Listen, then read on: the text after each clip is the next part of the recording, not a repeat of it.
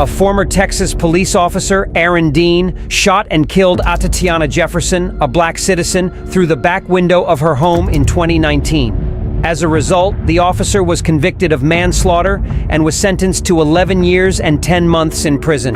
The shooting happened after police came to Jefferson's house at about 2:25. They were called by a neighbor who saw her doors open late at night. The neighbor called a number for non-emergency police to ask them to check if everything was okay at Jefferson's house. I made the call because I thought that they were going to do what I called them to do, check on my neighbor, and they didn't do that. Zion Carr, who was 8 years old at that time, was in the bedroom with his Aunt Jefferson when she got shot. They accidentally burned hamburgers earlier that night, so they opened the doors to let the smoke out. They stayed up late at night, playing video games. At that time, Jefferson heard the noises outside her house. The video showed an officer looking through 2 open doors. After walking around the house, he went to a window and shone a flashlight into a dark room. Put your hands up! Show me your hands! The police supported the officer, claiming he shot his gun because he felt threatened. Officers also helped Jefferson with medical care.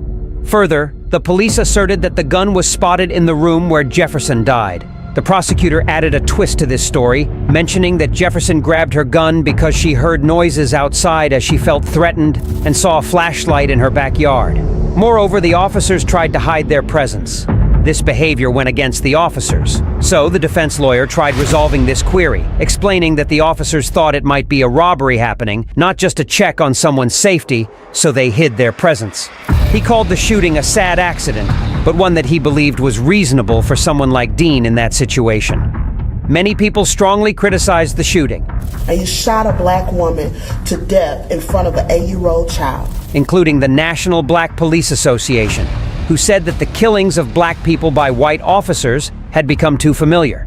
Dean became a police officer with the Fort Worth Police Department in April 2018 after finishing training at the Fort Worth Police Academy in March 2018. Aaron Dean. Investigators say Dean, seen here shortly after joining the force, never identified himself as a police officer that night. When the shooting happened, Dean had been with the department for about 18 months. Before the shooting, the only notable thing in his police record was a report about a car accident. In 2004, Dean got a ticket from the Arlington Police Department in his hometown because of the assault by contact. During his job interview with the Fort Worth Police, they talked about this incident. Dean admitted to it, and he paid a fine. 2 days after the shooting at Jefferson, Dean quit his job as a police officer. He was then arrested and charged with murder. We, the jury, having found the defendant, Aaron York Dean, guilty beyond a reasonable doubt of the offense of manslaughter. No one could bring Jefferson back, but society came forward for her. 2 sports players, Harrison Barnes, who used to play for the Dallas Mavericks, and Malik Jackson from the Philadelphia Eagles, paid for Jefferson's funeral. The family's lawyer also set up a GoFundMe page to help raise money for the family.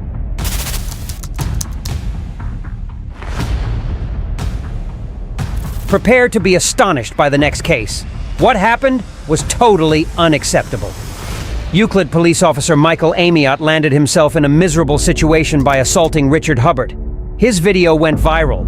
He interfered with Mr. Hubbard's civil rights during a traffic stop. He wasn't arguing, but repeatedly punching Hubbard.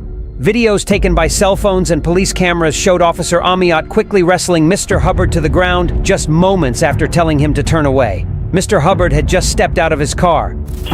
Face away from me. Face away from me.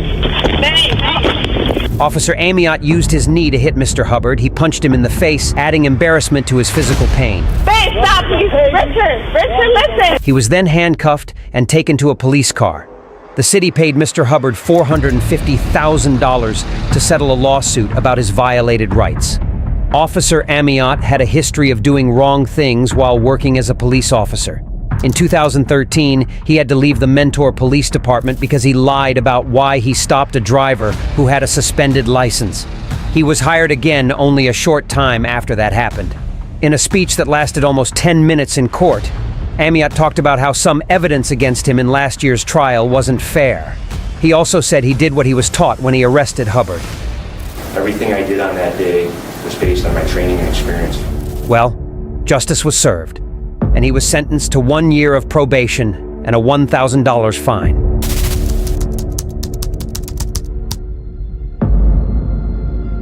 Finally, we will discuss the former Jackson County Sheriff's deputy, Zachary Wester, who was captured planting drugs in cars during traffic stops.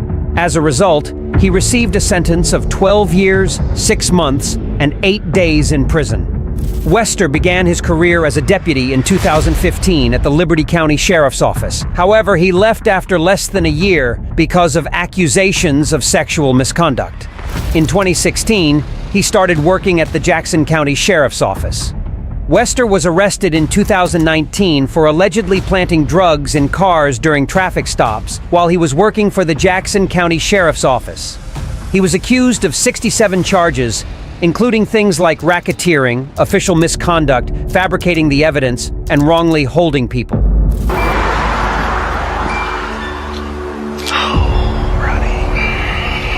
He was guilty of 19 charges out of 67. Investigators found drugs hidden in Wester's patrol car in the summer of 2018, just before he was told to stop working. Prosecutors said these drugs were meant to be used as fake evidence by Wester during his traffic stops. Videos from body cameras also showed Wester secretly holding bags filled with what looked like drugs before searching cars that he stopped. Teresa Odom, one of the victims of Wester, told the judge that the deputy had damaged her reputation and taken away time she could have spent with her grandchild. You've robbed me of my credibility. I've probably missed 1.5 years of my grandbaby's life because of this. In 2018, Wester stopped her because of a broken brake light and asked if he could search her truck. She said okay. He said he found methamphetamine in her purse, but video from a camera worn by him showed him hiding a bag before he started searching. Odom vehemently denied that the drugs were hers when Wester accused her of having them. That is not mine. No, sir. I'm not going to ask you any No, direct, hold sir. on. I'm not going to ask you any direct questions. I'm going to read you your rights first, okay? Wester's wife, Rebecca, and others asked Judge Goodman to be kind, saying he was a good man who attended church and helped in his community. Really? Wester had been in the Jackson County Jail for the past 58 days since he was found guilty. After that, he was shifted to a state prison. And that's all for today. Hit the subscribe button to get more exciting updates.